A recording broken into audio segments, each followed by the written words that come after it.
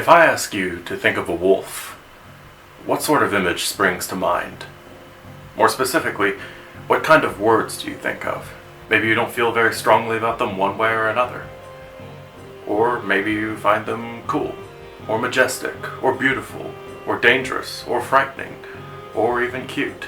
And I might agree with you on all of those at once. Some see wolves as sources of inspiration or guidance, even calling the wolf their spirit animal. Through the ages, various people groups have identified wolves as spiritual guardians or even ancestors. But as modern humans, we tend to view wolves from a safe and comfortable distance, usually through the lens of nature documentaries, films, or TV. True, there are wolf hunters and the occasional outraged cattle farmer, but for the most part we tend to view wolves with a mixture of fondness and wonder. People of earlier centuries depended heavily on animal agriculture to survive, and the toll taken on livestock by wolves was no mere annoyance, but a deadly threat.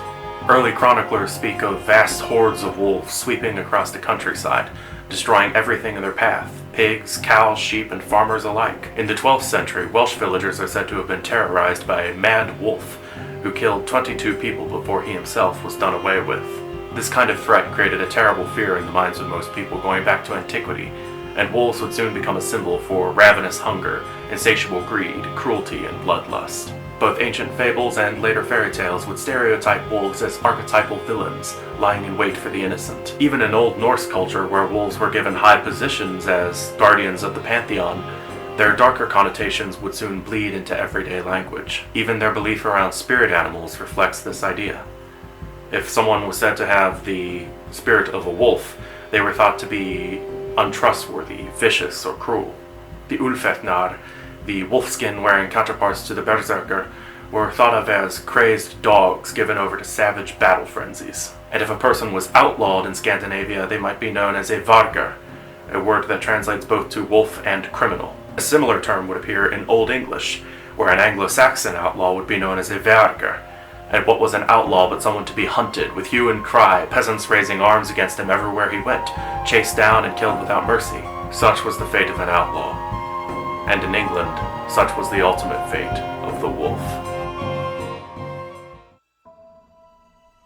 Though similar wolf exterminations would take place in mainland Europe, notably under the decree of Emperor Charlemagne in the 9th century, England managed to almost completely eradicate its entire wolf population by the late medieval period. As early as the year 957, King Edgar the Peaceful is said to have required 300 wolf pelts from his vassals in Wales as tribute, although this story is thought to be a little suspect, as its earliest chronicler was writing likely 140 years later. What is known for sure is that Anglo-Saxons thought of January as the Wolfmanaf, or Wolf Month, as the beginning of the wolf hunting season. This is also why the full moon of January is called the Wolf Moon. The season would last into March, when whelping wolves were at their most vulnerable and could be tracked and killed with ease, along with their litters. After the Norman conquest, it was common for kings and nobles to hire a specialized wolf hunter to serve in their household, and others even held lands in payment for this service. Around this time, we see wolf bounties become common. A peasant living in Northampton in 1212 was issued a 10-shilling reward by King John for killing a pair of wolves, the equivalent of several days' wages for a laborer at that time. But it was in 1281 that the wolf population in England began to seriously decline. King Edward I, soon to become notorious as the Hammer of the Scots in his wars against William Wallace and Robert the Bruce, declared war on wolves as a species, commanding that they be exterminated across England. He hired a knight by the name of Peter Corbett to take and destroy all the wolves he could find across multiple shires. Corbett was said to employ packs of hounds in his war against wolves and foxes, which he killed by the hundreds. Other wolf hunters might spread barrels of pitch across the ground in wooded areas, which would mire and trap smaller wolf cubs, making it easier for them to be dispatched.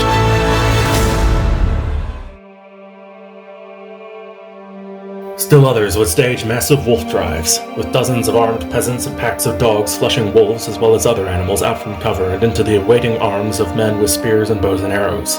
The source for this method comes from the 1389 treatise The Book of the Hunt by Gaston Phoebus. While it may be tempting to some to take these tactics as proof of the cruelty of medieval people as a whole, it's interesting to note that the author recounts this method rather reluctantly, even saying, "I do not willingly talk of this, as I should not teach how to take beasts, save nobly and with gentility, for thus there would be more beasts if one did not falsely kill them."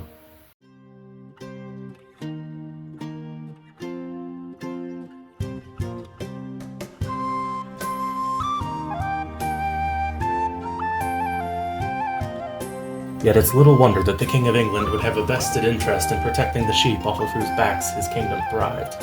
At this time, the English economy was largely centered around the production of wool. By 1290, there were nearly 5 million sheep in England, producing roughly 30,000 bales of wool a year. By the reign of Henry V, the kingdom's finances were so much interwoven with the wool trade that 63% of the royal income came from taxes on wool alone. Wool was so important to the kings of England that Edward III proclaimed that his royal chancellor's official chair should be a bale of wool known as the woolsack. To this day, the Lord Speaker of the House of Lords sits on a modern woolsack, a red cushion stuffed with wools from all over the British Commonwealth.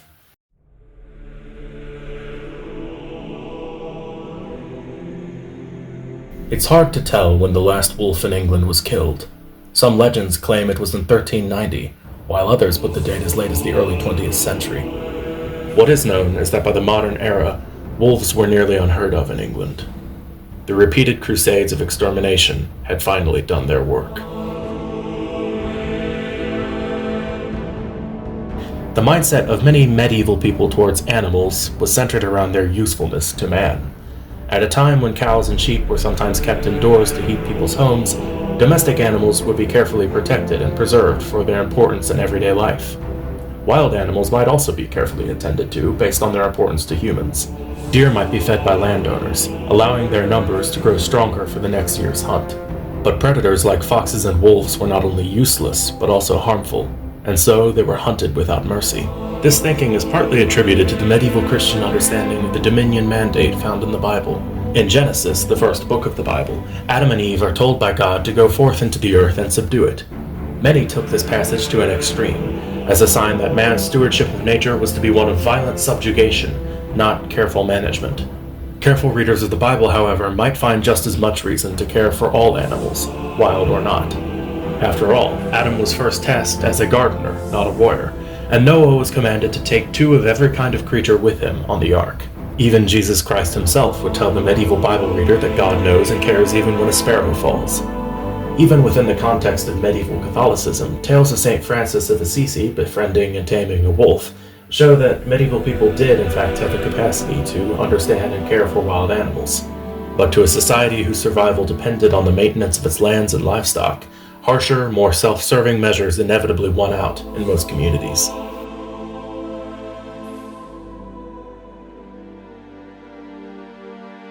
Today, however, the importance of preserving wildlife has become a focus for many. Wolves and other predators are vital to maintaining the balance of the ecosystem, as the proliferation of grazing animals can eradicate plant life, thus in turn triggering mass starvation. In the United Kingdom, deer populations have quadrupled to 2 million in the last 50 years. This has triggered the push for the reintroduction of wolves to the UK wilderness. In the Highlands of Scotland, once the site of mass wolf extinctions, plans are being made to introduce 160 red wolves as part of the effort. Some resistance has arisen to this movement, notably among concerned farmers and ranchers who fear for their livestock. A similar story has played out in regions of the US, where the interests of ranchers and farmers are pitted against those of wolf populations that were once hunted nearly to extinction. To this day, the long-term survival of this species remains uncertain.